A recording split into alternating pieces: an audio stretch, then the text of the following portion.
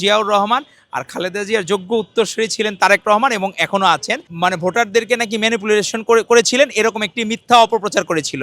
আসলে জেনারেশন, আমরা তো জেনারেশন জির কথা বলি, জেন জি যেটাকে বলি সেটা হলো জেনারেশন জেড। এটা হলো 1997 থেকে 2012 সালের মধ্যে যাদের জন্ম তাদেরকে জেনারেশন জেড বলি। তার আগের জেনারেশন হচ্ছে ওয়াই জেনারেশন, যেই জেনারেশন হচ্ছে আপনার 1981 সাল থেকে 1996 সাল পর্যন্ত। তার আগের জেনারেশন হচ্ছে জেনারেশন এক্স, তারা হচ্ছে 1965 থেকে 1980 সাল পর্যন্ত। এই সকল জেনারেশন এক্স ওয়াই জেড সবাই তারেক রহমানের অপেক্ষায় আছে, কারণ এক জেনারেশন এক একভাবে তারেক রহমানকে দেখেছে। জেনারেশন এক্সের কথা যখন বলেন,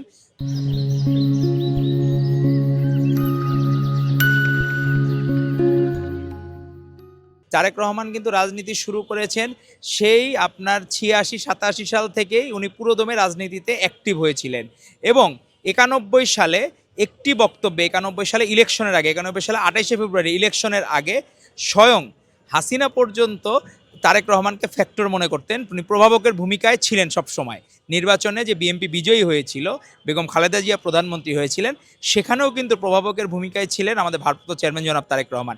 এজন্যই ইলেকশনের পরের দিন পত্রিকার শিরোনাম হয়েছিল, হাসিনা বলেছিলেন যে মানে তারেক রহমানকে কোট করে যে উনি মানে ভোটারদেরকে নাকি ম্যানিপুলেশন করেছিলেন এরকম একটি মিথ্যা অপপ্রচার করেছিল। উনি যাকে ফ্যাক্টর মনে করতেন হাসিনা, সেই ফ্যাক্টর তারেক রহমান কিন্তু আজকের এই আমলে না, উনি কিন্তু সেই আমল থেকে হলো মানে হাসিনা চক্ষুশূলক, কারণ উনি তখন থেকেই দেশপ্রেমিক। কারণ জিয়াউর রহমান আর খালেদা জিয়ার যোগ্য উত্তরসূরি ছিলেন তারেক রহমান এবং এখনও আছেন। এবং সেই জেনারেশন এক্স দেখেছে তার সূচনা লগ্ন, তার মধ্যবর্তী বিকাশটা এটা দেখেছে হচ্ছে জেনারেশন ওয়াই তার বিকাশটা দেখেছে। আমরা যারা জেনারেশন ওয়াইকে ধারণ করি, আমরা মিলেনিয়াম, তো আমরা এই জেনারেশনটা ছাত্রদলের বর্তমান নেতৃবৃন্দ অধিকাংশই যারা এই ভাইয়ার বিকাশটা টোটালটা দেখেছি, তার জার্নির সাথে আমাদের ছাত্রদলের জার্নি, এবং এজন্যই উনি আমাদের ছাত্রদলের সাংগঠনিক অভিভাবক। আর জেনারেশন জেন জি ওয়াই যারা, মানে ওয়াইয়ের পরে যারা জেন জেড, এই জেন জেড যাদের জন্ম 1997 থেকে 2012 পর্যন্ত, এই জেন জি তারেক রহমানকে আরও ভিন্ন রূপে দেখছে এখন। আপনি দেখেন গতকাল তার লন্ডনে বিদায়ী বক্তব্যে উনি বলেছেন বাংলাদেশিদের সম্মান যাতে ন্যূনতম হানি না হয় এজন্য হিথ্রো এয়ারপোর্টে ভিড় করা যাবে না। উনি একদম ক্লিয়ার কাট তার বক্তব্যে স্টেটমেন্ট দিছেন। তাহলে বিদেশিদের কাছেও বাংলাদেশের সম্মান নিয়ে উনি কতখানি কনসার্ন। এজন্য হচ্ছে কি যে আপসহীন দেশনীতি এবং খালেদা জিয়া কিন্তু একদিনে মানুষের প্রাণে জায়গা করে নেন নাই।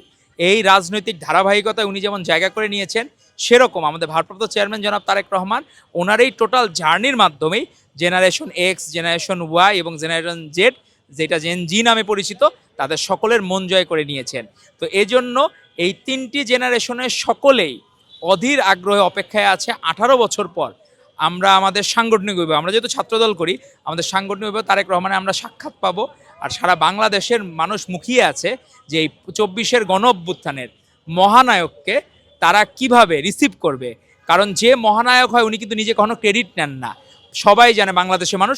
উনি নিজে ক্রেডিট দিয়েছেন আমাদের ভারপ্রাপ্ত চেয়ারম্যান জনাব তারেক রহমান, সাধারণ নাগরিকরা, গৃহিণীরা, শ্রমিকরা, ছাত্ররা, রিক্সাওয়ালা, পেশাজীবী সকলেই এই মাস্টার মাইন্ড এই 24-এর গণ অভ্যুত্থানের উনি নিজে স্টেমে দিয়েছেন।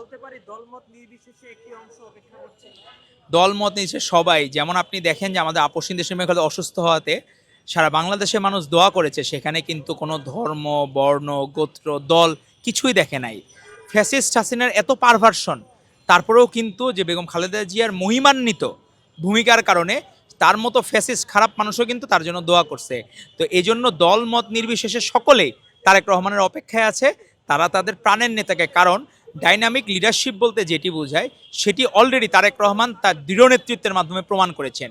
এবং আমরা অপেক্ষায় আছি তার যেদিন প্রত্যাবর্তন হয় 25শে ডিসেম্বর, সেদিন শুধু খ্রিস্টানদের বড়দিন না, আমাদের জন্য অত্যন্ত আনন্দের দিন হবে, সাধারণ মানুষের হবে একটি মানসিক ঈদের দিন বা উৎসবের দিন।